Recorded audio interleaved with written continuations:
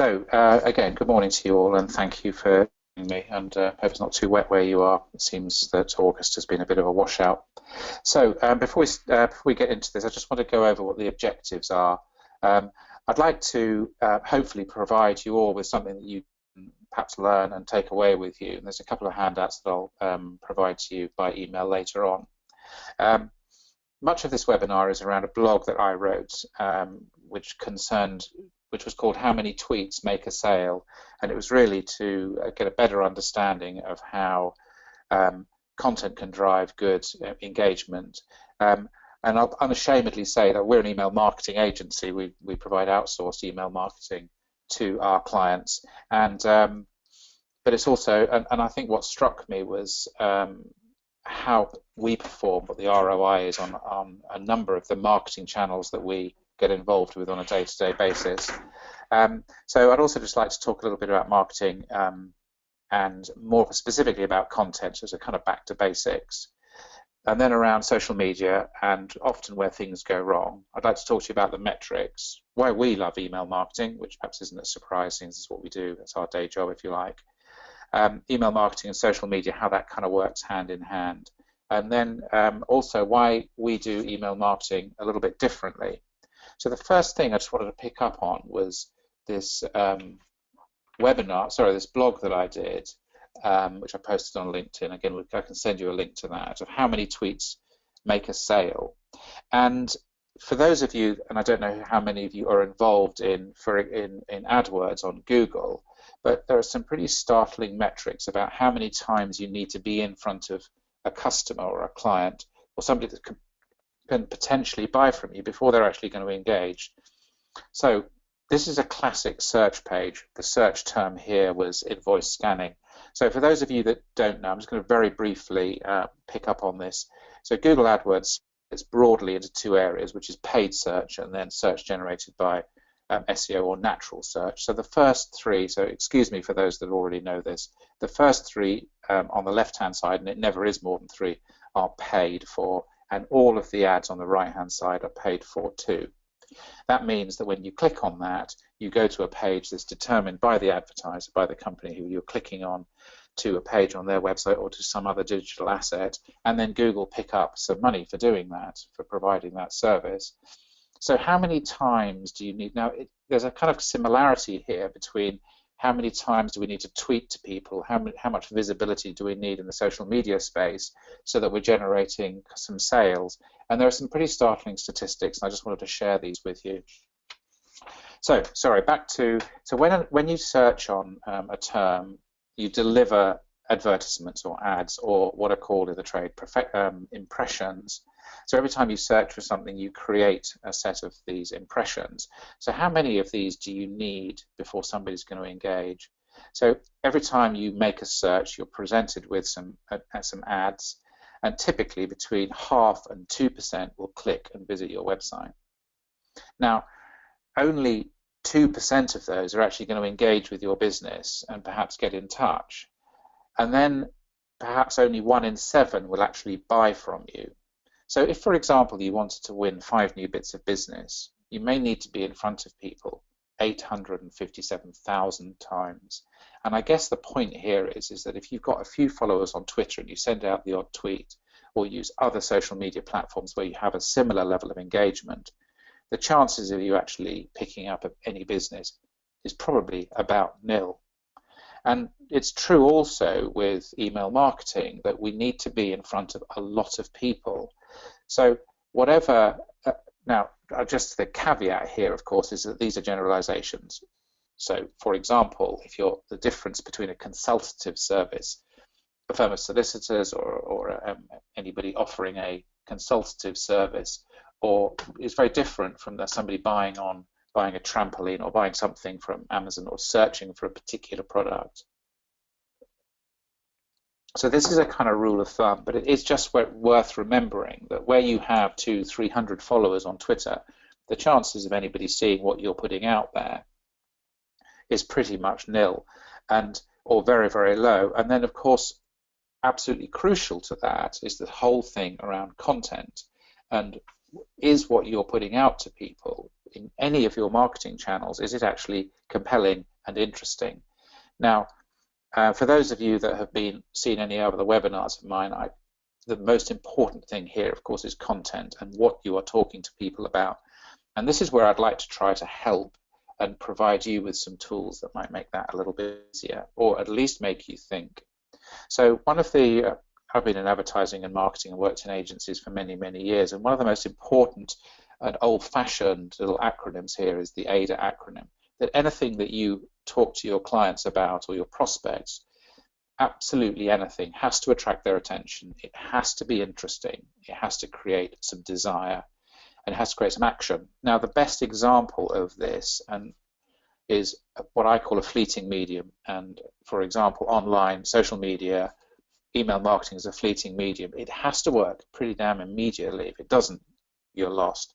And this is a classic poster here for Specsavers, and I'm sure you're all familiar with it. This one's probably about 5 years old, yet it's pretty much the same as it always has been, as in attractive boy and a girl wearing glasses, at least she is, simple proposition, 2 for 1 from 69 quid, and then what you do next, as in should have gone Specsavers. Now, these haven't changed because the messaging is so simple. It really is that simple. And something kind of a bit grubby, outside the local supermarket, buy one get 2 free. Again, a compelling offer. And the key here is that whatever you're talking to your clients about, you've got to give them what they want. You cannot sell things that they don't want or aren't interested in. And I suppose the frustration in the social media space, especially in the B2B environment, is there is so much noise. There's so much stuff that is just irrelevant, and it's just about what the provider or the client is doing, and it's really, really very boring. So not only do you need to give people what they want, but if you can't and don't know what they want, you need to tell them something interesting. Whatever your business, you have this huge pool of knowledge and interesting things that you can talk about, but you know what? They're never about you. They're never about that you care and you do this and you do that. It's always about some industry knowledge, something that's really kind of interesting. Now, in our world of email marketing, we've got some pretty kind of different clients across a very broad range. And one of them is a company that sell training services to corporates, to big companies. And in a big company, there is always somebody that does what's called learning and development, or L&D. And this is an email that we wrote to them. And I'm not going down the email route here because it has relevance in the social media space. And this email talks to a quality list of learning and development professionals, and it sends them or offers them a white paper, 3 ways to avoid a poor ROI, return on investment, on senior leadership programs. And what was great with this is the client, Farscape, learning development business, training company, spent a fair bit of time researching and creating a compelling piece of content that is of interest to the professionals that potentially will buy their products and services. They got fantastic engagement, they got inbound inquiries, they got some really positive comments. Now, a lot of these people aren't going to buy right now, but the comments were all about, that's really interesting, we'll keep this, I've printed it out, I'm going to read it. And that is a classic case of good content right the way through driving some engagement. Now, something else for another client. Now, this company operates in the document management space, so they're providing scanning technology. So, for example, if you've got 1,000 invoices coming into your company or 500 invoices, can you scan those and import them directly into Sage, for example? And so an email, again, very simple, pure and simple invoice input, very simple bullets, as in, yeah, we've got Sage 50, we've got Sage 200 or 0 or another accounting package, and then crucially landing them on a page that's relevant to them. Invoice processing, bit of video, and absolutely pertinent, relevant content. Now, the thing is that the one thing that emails do, or paid search, or any of the social media opportunities, it gives you the opportunity to land people where you want and to send them to a resource. And if you think about how links work on Facebook or any other platform, it's really simple to create a link to something that is interesting and pertinent. Now, picking up on that theme, when you land somebody somewhere, wherever you land them, into a landing page, onto a website, whatever it might be, you then get into this other marketing acronym which is around at the moment. It has been for a little bit, but it's kind of one of those becoming a bit of a cliche in my opinion, which is CRO, or conversion rate optimization. And we work with, and I respect a particular a PPC company, a search company called SearchStar. They're in Bath, and they've got some fantastic clients, and they've produced this little landing page scorecard. I've only shown you a little bit of it here, but it asks a bunch of questions about where you're going to land somebody, because they live in the world of Google AdWords. Click on here, costs 25 quid, Google charges that, and then you want to make a conversion, you want to make a sale, you want to get some engagement. And one of the ones I like the most is around reassurance. You can't see it on this. Is there reassurance given about your company's credibility? Is there evidence of happy clients? Does a neutral third party provide further reassurance? It's a kind of yes-no thing. But I would challenge you guys, challenge anybody doing marketing that does, where we want to land somebody, does the marketing message really convince me, yeah, I really like that, I'd like to know more about that. Now this is one of the things, I'm very happy to send this to you, so when we send you the poll at the end of this, please just click and I'll send you these assets. Now another business that I like is actually a guy, he's a sort of business coachy type guy, but he does a lot of writing as well, and a guy called David Tovey, and he did a really nice blog on LinkedIn. Do you pass the so what test? He's linked that to Jack D's So What tour. So again, the challenge is in what you're doing, if you kind of ascribe the so what test to it, does your content look brilliant, and are people going to be engaged with it? And you know, it is a real challenge, because we're all proud of the business. A lot of us are proud of the businesses we work in.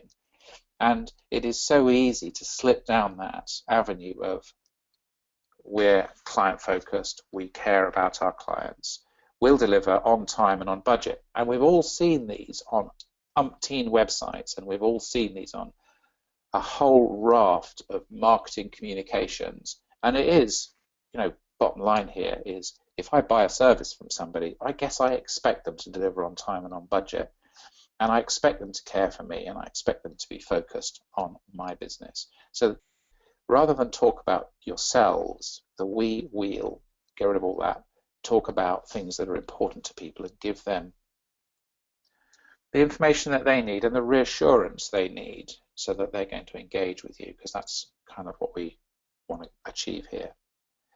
So email marketing, social media, kind of simple, kind of similar, yet they are surprisingly different. And here is another opportunity to become more focused. It certainly works well, and that is to respect that people are at a different part of the relationship. So you've got followers in social media, you've got customers, people that you've bought, that you've sold things to. You've got a whole bunch of people out there that have never heard of you, don't know who you are. You've got leads that went cold. You've got companies that want to buy, but they're not ready. Lots of businesses live in a place where they have kind of contracts. So somebody might be tied in. You know, from a water company to a photocopier company, people get tied into contracts. And the opportunity to sell to them remains the same, but gets to a point at the end of the contract where you can then sell to them. But you need to love them and look after them kind of for the long term.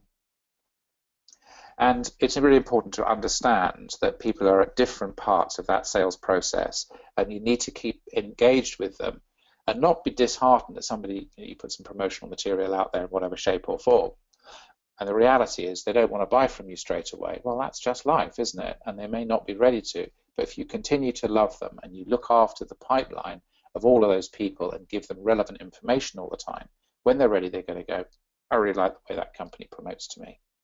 Now, the other thing that happens so often in so many marketing areas is people want to stand out from the crowd. They want to be different.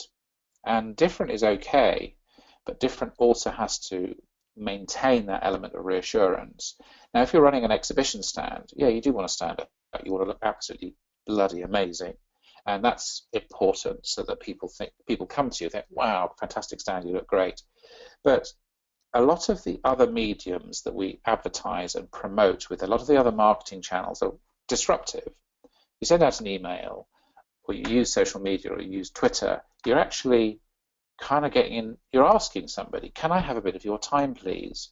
And if you remember that, then you remember also you need to stick to the point and stay pertinent to their needs. Don't ask somebody to read a newsletter that has everything about you and your team building day, and that your managing director ran a half marathon, and that Sophie and Steve have got married, because that's not of interest to the vast majority of the people that you're going to communicate with. And I often, I saw this on the way to work in a Twitter space, bearing in mind the limited opportunities you have to be in front of people, as in the few times that they will actually see you. It's really important to remember, if I haven't got something great to say, I'm much better not to say anything at all. Now, one of the battles that we have in our world of email marketing is around pictures and what kind of emails should we be sending out. There is a Twitter part of this as well, as in what should I be promoting? Should I use images in our Twitter feed as well? And the thing is that a lot of our businesses are services, and we haven't got something directly to sell that somebody needs to see a picture of. So this is just, forgive me if you've seen this before, but this is an example of where we sent out text-only email for a tech company that we work for. So it has a compelling headline in it, which is obviously one of the opportunities. Headline at the top, James Bond and his models. So when you go to see the next James Bond film, you'd be expecting the very best models. And if you remember the Ice Palace and the Antonov cargo plane and Die Another Day, you'll remember how good those models were. So it's a clever little headline. It doesn't talk about the company, and then it's got some links on it, as you can see. Now, we did another version of this with some nice pictures, so it looked a bit like their website. The content is the same, the subject line is the same, and the links are the same. So what happened? And it's an interesting one, this, and it's something where we sink or swim in terms of the kind of ethos of our business here at Essentia Mail. And what happened is we sent this out to a database of about 4,800. We split the database in half. So half got the text-only email, and half got the image-based email, sent out at the same time. So nearly all the metrics were the same. So the open rate was slightly better on the text-based email. The unsubscribes and the bounces were higher on the image-based email. But what was really important is the amount of people that clicked through, that clicked on the links to have a look at the website. And as you can see at the bottom, 160 people clicked through from the database. 41 of them were from the picture-based email, 136 were from the text-based email. Now, why was that? I expected it to be that, but a lot of people didn't, especially my client. And the reason is that when you receive emails that arrive in your inbox in the morning and after this webinar, or if you're looking at them now, anybody who puts pictures and images in a business-to-business email, the reality is that those images suggest to you as the viewer, as the recipient, you're about to be sold to. And you know what? That's absolutely true. You probably are. But if you look back at the emails that we did, where we an email like this is just giving information. It's not talking about the company. It does mention the company, of course, but fundamentally, it's giving knowledge away. It's doing it in a compelling way. So the subject line here, L&D, means exactly what exactly. So it's a kind of interesting subject as well. So this is a classic case of recognizing it's a disruptive medium. It needs to be absolutely bang on in terms of the content. Now, other people that get it wrong will send an email about saying that they've moved to more prestigious offices. Now, yeah, tell your clients that you're moving office by all means, so that when they come and visit you, they know where you are. But it's not of interest to anybody else. It really, really isn't. And if you're going to send out a newsletter, don't do it as a long, rambling newsletter, and recognize that you're talking to a number of different people. So make the content pertinent to them, not to you. And this is another classic case here. This is a design company. They should know about engaging with marketing and design consultants. Welcome to our newsletter. We've had a busy summer, and we're eventually found in time to move into our new offices. Now, I'm not going to be rude here, but nobody gives a shit. They really, really don't. because you have to give people what they need and what they want and make things interesting. So I've just got a couple of other examples that might be of interest to you of emails that we've written, and you know that where we've got a good response. Now, exactly the same rules apply in the social media space, and I think the thing here is that, you know, I call this a two-pronged attack. If you've got something interesting in the business, and then you have a number of opportunities to syndicate that content across a number of different platforms. So the ROI on learning and development, the white paper I showed you before, can become a fact sheet. It can become a blog. It can become a long post on LinkedIn. It can become part of a Twitter campaign. So you can use all of these things. And if within your business you have this strategy that says, right, here's something that's really interesting, a piece of knowledge that will be of interest to our customers, our clients, our prospects, whoever, then have a strategy where you deliver that across all the different platforms. You need to repurpose it. So touching back to, I'll just come back to one point with the invoice scanning. Invoice scanning works in a lot of different industries. So if you're going to use it on LinkedIn or you're going to post in other groups, then make the content relevant to that group. Make the post, make the tweet, whatever, wherever you're communicating, make it relevant to that particular area. So these are, I'll just show you and remember, and this is another important point here, I've almost forgotten, you're taking up their time. So this is not somebody that has said, yes, I'm going to go to this exhibition. You're putting a message in front of them that they're not expecting, and you would like them to say, okay, I'm going to put aside 15 seconds, maybe a minute, maybe 2 minutes, and I'm going to have a look at what you've sent to me. So just make it as pertinent and important as possible. Now, I know I bang on about it all the time, but it's absolutely key, because if you have good content, it will engage with the people that you would like to talk to. But it's also really important that wherever you send them online, you adopt that. And I come back to that whole landing page scorecard. I've got that stuck up on the wall. I live in this space. I still find it really useful. I was talking to the MD of SearchStar yesterday. I just asked him if I could use this, and he said, yes, sure. He also has this stuck up on his wall because it's a good reminder. This is the blue thing that I'll send to you later. It's a reminder of, does the landing page on your website compel me to buy something, get engaged, do whatever I need to do? Moving on. Here's a little anatomy of the kinds of emails that we're writing. So you'll notice there's no header at the top. This isn't a website, it's a piece of marketing comms and marketing communications. So I'm not going to put a logo at the top. The most important thing in an email is a good subject line and then the first line of the text, the copy. It is your opportunity, and if you lose somebody at this stage, you've lost them. So it's from a real person, never from marketing at, never with a no reply to, never. So a real person delivered at a good time. So 10:47 in this case. A polite address. Now we're using either dear or hello. I won't use hi because it's presumptuous. Touches on their pain. I'll come on to pain in a sec. Because pain is what drives the whole business-to-business world. If somebody thinks you understand their need, then they're far more likely to talk to you, engage with you. Give them something useful, whether it's a white paper or a fact sheet. Now, something that I'm interested in, I think the days of the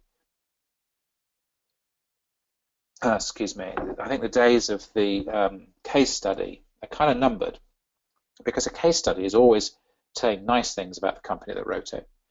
And I think you can easily repurpose a case study to make it a fact sheet, so just giving knowledge, giving information. And I think it's a bit like the FAQs, frequently asked questions, that exist on some people's websites, or the rather banal testament that says, I would definitely recommend whatever it is, roofing company. And video testament is far more powerful in that respect. You need an easy call to action. You need to have spam-free copy. You need a polite sign-off and an elegant. Use the word elegant because it just needs to be simple. And it needs to be short, because if emails are long and rambling, they don't get read. And you know what? We're all consumers. We all get emails. We all get marketing messages. We all look at Twitter to greater or lesser extent. Some people tend to talk. And we all know what floats our boat. It's content and things that are interesting to us. It is really that simple. So content then, I'm just going to touch on this around the pain. So if you want to talk to, so we're all the same in some respects. None of us get enough traffic to our websites. And if you're a website company promoting your wares, saying that you're very creative and you'll deliver on time, nobody cares because everybody does that. Everybody does the same. So here's a few thoughts around the pain that you may have in various businesses. You may have it in your business. Computers are running slow, the team's dysfunctional, we've got some training issues, we need better office accommodation. How are we going to exit him or her? How are we going to sack these people? We've got problems here. We need better results from our email marketing. Well, that's a no-brainer. I didn't realize we spent so much on legal services. How come our website doesn't convert traffic into business, which is a kind of the perennial problem.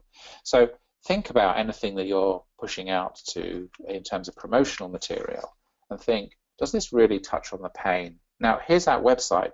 This is a small website company we work for. Subject is, how is your website performing? It's not offering a free iPad that I can't actually win. So it needs to not just be so overtly out there. You need to deliver on the promise that the subject line is asking or suggesting. If you're driving traffic to your site, yet you're not getting the sales you'd expect, wouldn't it be good to know why? It would be good to know why. So it is really posing the question that a website company has a responsibility to design, develop, and produce websites that are actually going to generate sales. It also recognizes in the little PS at the back of this email that if you're already using another agency, which most of us already are, I'm still here for a confidential chat, recognizing that you've already got a pre-existing arrangement. Nice response from that. I seldom respond to the plethora of emails we get from web agencies. I commend you on yours. It held my attention. It's that simple. It really is. This was an email which we did for the Learning and Development Company, and it's a damn cheeky headline to an SME database. Perhaps it's you who's the weakest link in your business. It recognizes then in the text, I hope you haven't already deleted this message. Now the key here is that this generated a great response from this guy. Happy to meet with you. Can you please set up a meeting? Now what was interesting here was that this was the sixth. We'd been emailing this guy, a guy called Simon. We'd been emailing him for the best part of 19 months. And you can see it's a couple of years ago now, 3 years ago. And they've now done business, and it recognizes that just because somebody doesn't buy the minute you send out an email, a social media blog, a blog or a tweet through Twitter, recognize that what you're doing is you're building a brand here. You're setting out to make your company seem plausible, valuable, credible, with the real gravitas to provide the service that you're offering. So 19 months down the line, my client Farscape and the prospect Simon, they've done business together, but it took a bit of time because he wasn't ready. So that's a pretty interesting place. Now, again, some other things. We do send pictures out in emails, and you can do that again, social media is a good place to do that too. And the key here is to keep it simple so that the people that are seeing these emails don't think, I've seen that one before because it's got the same header on it. And bombarding people, I haven't gone into a lot of detail here in terms of some of the issues with regards to how often, I will touch on it, how often should I tweet, how often should I send emails out. Emails we send once a month. I don't think it's relevant unless, of course, you're promoting a webinar or or an exhibition or something that is time critical. So again, another B2C promotion, but again as a purchase for a little hotel. But again, just keeping it simple, keeping the words pertinent and making it personal. Don't send it out as if it is, hey, it's an email blast to X number of people. Now this is one that I particularly like, and this is just the result, but this was an email from a video company that we work for called Skylark Media, and it just touched on, would you like to be known for the font of all knowledge in your industry? Create a great following, attract referrals, increase business. Video is very powerful in that respect. And what was nice, that from a completely cold email, a personal email comes back. Hi Joe, I totally agree. This is something I'd like to do. Is this a coincidence, or did somebody ask you to email me? Now that's a real win, and that created an opportunity for Skylark Media, as did the next email. The below email was passed on to me, spooky. It's looking like a pitch currently. I'm in Bristol Thursday, can you meet? So a real win again for this particular company. So there are lots of opportunities here. And one theme that perhaps comes through all this, especially with the email side of things, is that we'll stick with something, one topic, one issue that might be of interest to a particular customer. Because if you do it like that, isn't it interesting that in this particular email, the email below was passed on to me. And if you talk specifically about something, you're far more likely to get your email passed on. And this is where generic emails within smaller businesses, sales at, info at, can and do frequently generate inquiries for our clients. In the social media space, how often should you tweet? Well, it's a pretty difficult question that to answer. The key is not really about how often should you tweet, is do you have interesting things to talk about?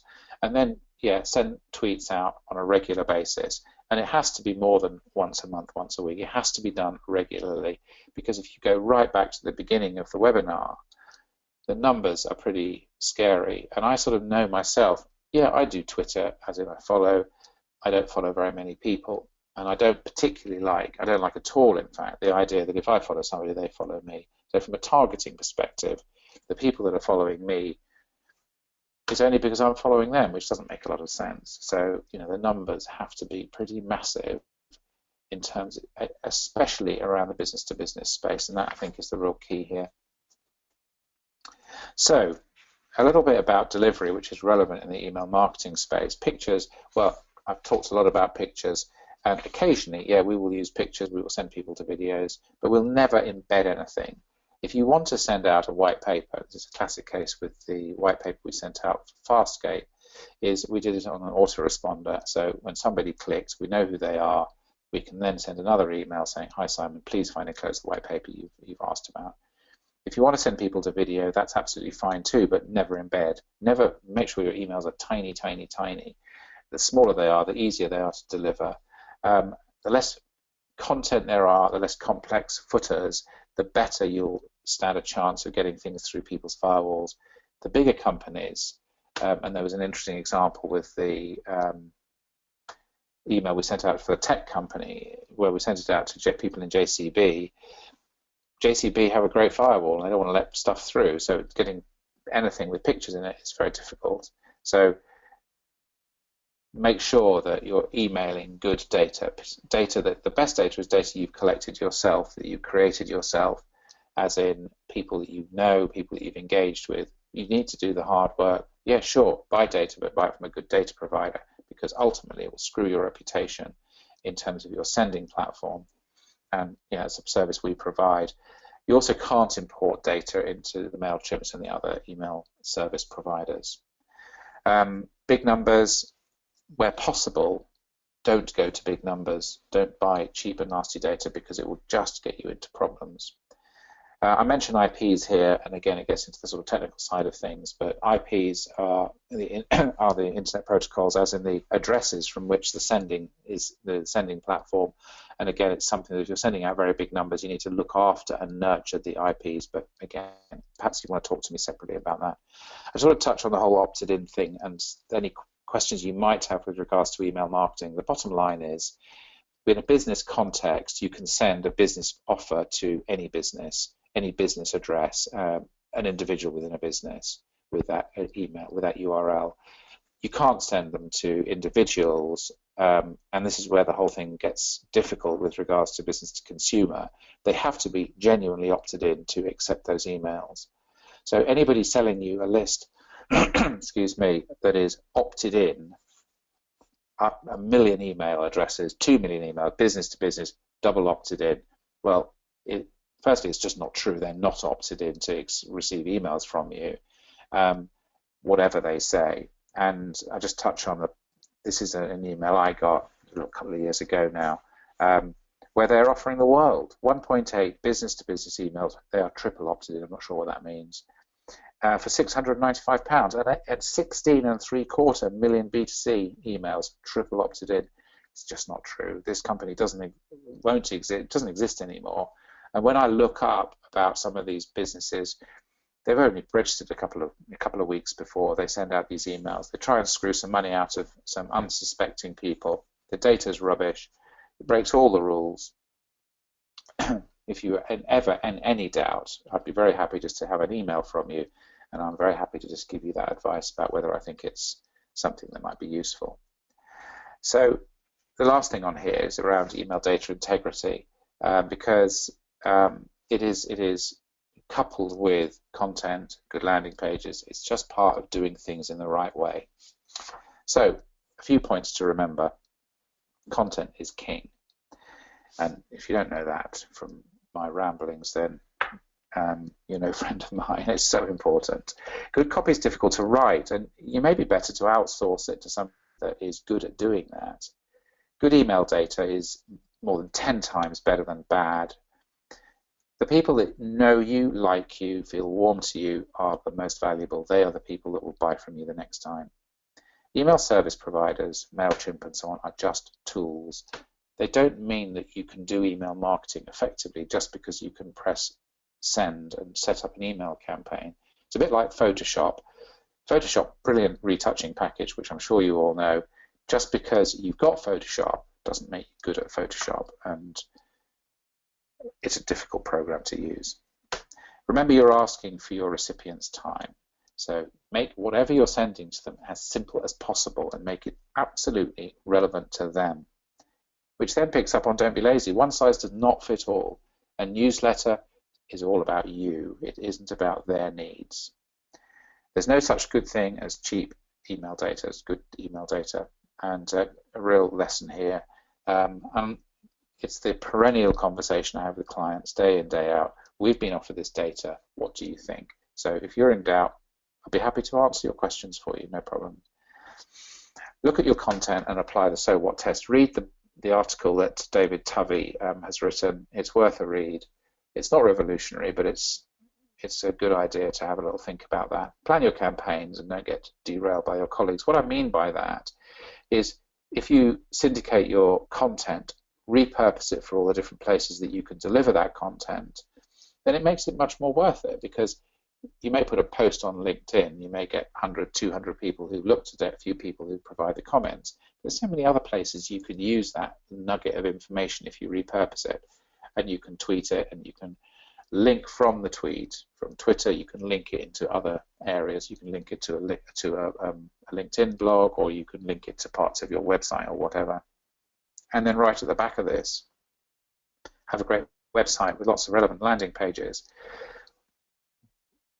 And I think the example with the invoice scanning business is absolutely right. So while there is, I'm just going to go back to that because there's a little point on that I wanted to share with you. On this particular client, they have a general landing page for invoice processing. They have a general landing page for Sage 200, Sage 50, Sage 0, and others. And then they also have an individual landing page for Sage 50, and it's all driven through the search. So they pay for their search. They have that freedom to do that, and a lot of people don't because they don't pay for that search. But it is worth remembering, create all these pages. Not many visitors are going to come to it, but those that do have absolutely landed in the right place, and they are far more likely to engage with you. So thank you very much for listening this morning, and I hope that it's given you something that you can take away. When I press end webinar, I think you get sent an email with a questionnaire. It really helps us if you can do that, so we can deliver better content to you guys. And I'll also just email you those two, the landing page scorecard and a link to that blog on the So What blog. So guys, I hope that's been helpful to you. Thank you for your time this morning, and if you need any help in these areas, we're here and very happy to help where we can. So once again, thank you very much.